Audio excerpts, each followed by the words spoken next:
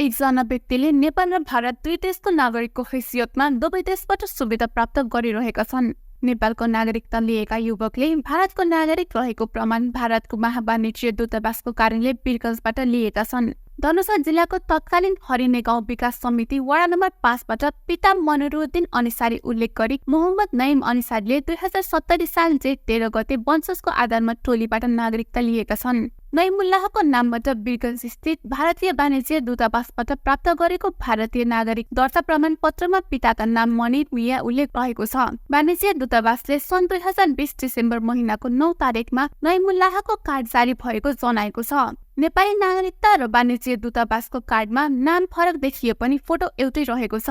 दुवै कार्डमा रहेको फोटोमा भिन्नता रहेको छैन। 3-4 वर्षदेखि निजगढको मोटर ग्यारेजमा काम गर्दै आएका नैमुल्लाह यथार्थमा भारतीय नागरिक हुन्। उनी धनुषा जिल्लाको हरिनेबाट किर्ते गरी नागरिकता बनाएका हुन्। तत्कालीन टोली प्रमुख अर्जुन मिश्रले अन्सारीले वंशजको नागरिकता प्रदान गरेका हुन्। दुई देशको नागरिकता प्राप्त गरी नेपाल र भारतमा लाभ लिनेहरूको संख्या थोरै छैन। तर नैमुल्लाहले नेपाली नागरिकता आधारमा पासपोर्ट बनाएर विदेश जाने तयारी गरेको बताइन्छ।